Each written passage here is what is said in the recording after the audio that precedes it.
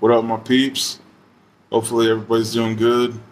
I'm doing pretty good, but just unfortunately haven't had time to set up my stuff at home the way I wanted to. So I figured I would just do you guys one more video from here from the new work location. And as you can kind of see, like up above me right here, there's like these super bright lights, and there's no way to like to dim them or anything. They got the controls locked in place. I guess they're like worried we're gonna get too comfortable or take a nap or something. So anyway, I've been wanting to do this story for a while. It's about a big fight that me and my homies got in on the Rez. We were partying out in Sackatoon. I'm sure a few of you might know where that is. One of the many reservations in Arizona, just south of Chandler. And but anyway, so don't forget to hit like at the end. Don't forget to subscribe, and don't forget to comment. And so anyway, this happened like maybe like 90 or 91. Um, I think I was maybe like 19, somewhere on there. Like we just graduated from high school, and I had this crazy ass white friend named Karl. Um, Him and his brother Jeff were some crazy ass sons of bitches, man. I probably talked about them before in some of my videos.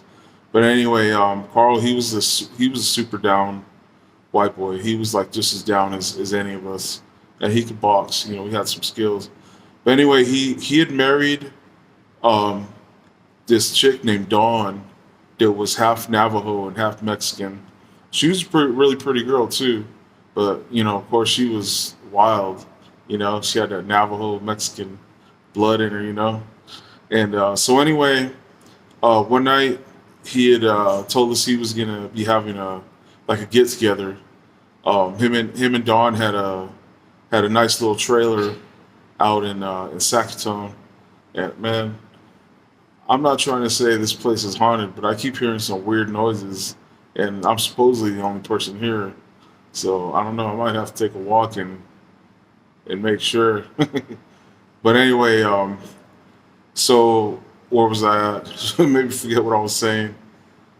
So they had a nice trailer out in Sackatoon, and so they were having some people over. They had just moved in like maybe a few months before. They were like newlyweds, and so he told me that he was having like some of her family over, like her uncles, cousins or whatever. And of course, anybody that knows just knows that's a bad mix right there. But so I brought my friend Tony with me, Tony Navarette. I probably talked about him in some of my previous videos. Um, I know I'm always talking about my crazy homies and stuff, but he was probably the craziest.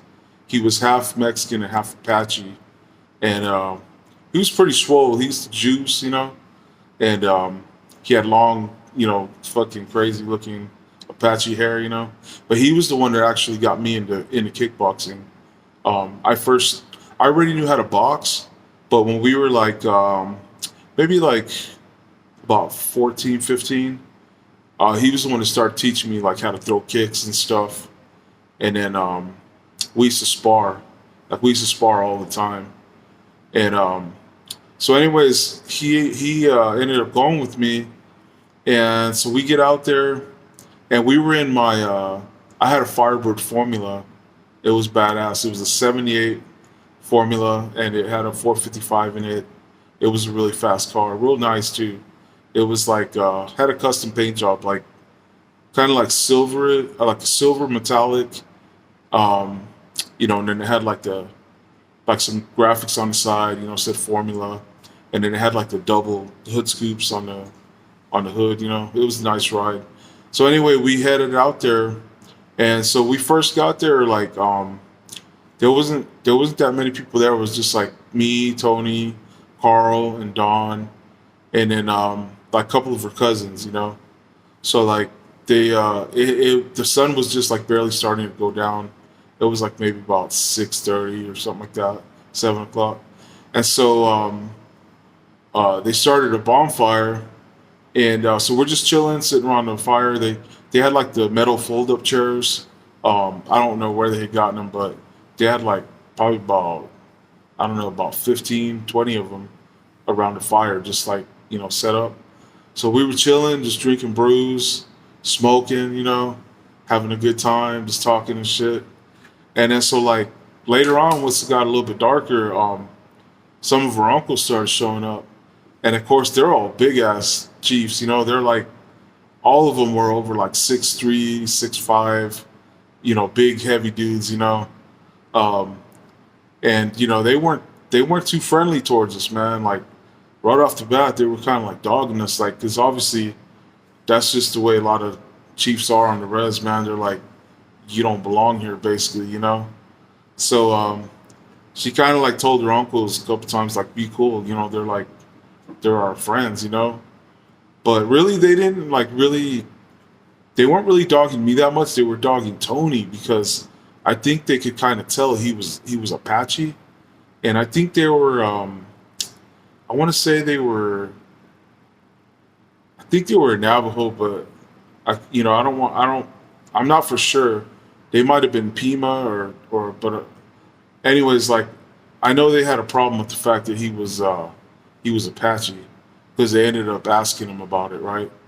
So anyways, we're all chilling, around the fire, just chilling, and then they put some music on, and everybody was cool, like, just jamming to the music and everything. But they kind of kept dogging us. They were sitting on the other side of the fire, and they just like kept dogging us. And then like I kept telling Tony, like, man, be cool, man. This is Karl's crib, This is his lady's family, and he was starting to get mad. Like, he always wanted to fight, as soon as he got some alcohol in him. And so I knew, I was gonna have a hard time keeping him under control, And he kept saying, "No, fuck that, man. They keep dogging us, And then so finally, I don't know who made the mistake, but somebody put on some Slayer. And as soon as that Slayer came on, that shit just took hold of Tony's crazy ass. And next thing you know, he stands up out of his chair, and he looks at them and he goes, "What the fuck, motherfuckers," like that. And then so of course they all stood up there like, "Fuck you," and they're like, "What fucking nation are you, motherfucker?" And he's like, "I'm Apache, motherfuckers," And they're like, "Fuck you." I don't remember what they said, but basically they were like, "This ain't your fucking land. You don't belong here," or something. Like, you need to get the fuck out of here and all this shit. So he rushed towards them. He ran towards them, and he just blasted one of them. He was a good fighter. Um, he had some pretty good boxing, and he had some power. It's pretty hard hits. He dazed me a couple times when we sparred, and I put it on him too. But anyways, he just like he ran right at the closest one. Big dude too, like probably about 6'3", big heavy dude. And Tony, I forgot to say, Tony was like, he was about a little bit taller than me and kind of slim, but like he was pretty swole. Um, I say maybe like maybe like about 170 he probably weighed. And so he just ran right at this dude and blasted him with the straight right. Boom. And that big old chief, man, he went down. And the fucked up thing is he fell on the fire, man. And so all his homies and stuff, they're probably his brothers, because I think it was one of her uncles. They're like, "Oh fuck, you fell on the fire," and so they're like grabbing him, trying to roll him off the fire and shit. And then so next thing, man, I'd say about 3 or 4 of them started chasing Tony, and so he's backpedaling, and they fucking started picking up the chairs, and they were like the hard, heavy metal fold-up chairs, right? So they start chasing him. They weren't even paying attention to me. So I start running after them as they're chasing him, and they just happened to run right past my ride, and I had the windows down. I'd left them down, right? And I was always prepared, man. I had my 12 gauge pistol grip pump in the car, but obviously I wasn't gonna pull that out. It wasn't that serious. But I also had a baseball bat, some nunchucks, and a freaking golf club. And don't ask me what kind of golf club because I don't know shit about golf. I don't even remember where I got it, but it was like a metal, like it was a pretty heavy one, right? And so I swear to God, just this is exactly how it happened. It was just like a freaking movie. I look in my back seat and I see I grabbed the nunchucks and I grabbed the base not the baseball bat. I grabbed the nunchucks and I grabbed the golf club, right? And so I turned around and I looked to see where Tony's at, and I start running over there. He's like boxing him and like dodging, metal chairs and shit. So I'm like, Tony, and then so he hears me. He starts running towards me, and then I swear, so he's running towards me, and no shit, I'm not making this up. I'm not trying to make a good story better or anything like that. I had the nunchucks in one hand, right? And I said, Tony, and I threw them like that. Like maybe about, I swear he was maybe like about 15, 20 feet away. He caught them things in the air. Boom, and he was really good with them. He was probably a little bit better than I was with them. He caught him in the air and he turns around because they're chasing him, right? And he just kind of wound him up real quick and caught him. And the dude's running towards him with the metal chair like this, about to hit him with it, right?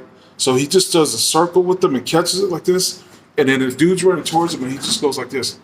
Bow! Like right across the dude's forehead, man. And like split homeboy's forehead. And dude just like just went down and collapsed, right? And so a couple other ones come running at him. He's kind of like sidestepping and smacking them, boom, boom, and they're just like, trying to get him. They're going down and they're yelling, because the nunchucks are hard as fuck, right? So then I run up and join in, and one of them just comes at me with the chair about to hit me, and I have my freaking golf club, man, and I just fucking wound up, bam, and I freaking blasted homeboy and fucking KO'd him, right? But the only thing is, man, them golf clubs, they're not that strong, so as soon as I hit him with it, I look at it and it was only about like this long. It was broken, right? But they didn't realize that, so I kept swinging it at them like this, and they kind of stayed back. So I yelled at him, Tony, let's get the fuck out of here. So we run to my car, and we jump in my car, turn it on, and they're running towards my car, right? They're about to I don't know if they're gonna try to, hit us through the window or something, but we jump in my car, I turn it on, and I peel out, and I threw all kinds of rocks and dirt on them and shit. And then I took off, and we got out of there. But man, Karl was pissed at us, man. His wife was pissed too, but she understood. Like, I mean, her uncles basically they wanted to get us from the get go. Like they were just like, mad dogging us and like wanted to get us and everything. So she kind of understood, but he was mad, because he kind of like felt like I guess like we ruined his party or whatever, and that was pretty much like the last time we ever went out there.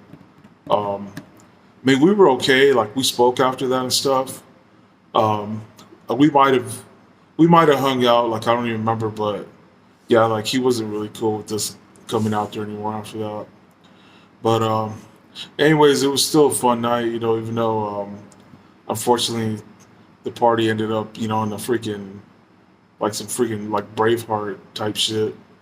But that's another one for you guys. I hope you guys enjoyed that. Don't forget to hit like, don't forget to comment and subscribe if you haven't already. And I'll talk to you guys in the next one. Your homie Big Cisco. Peace.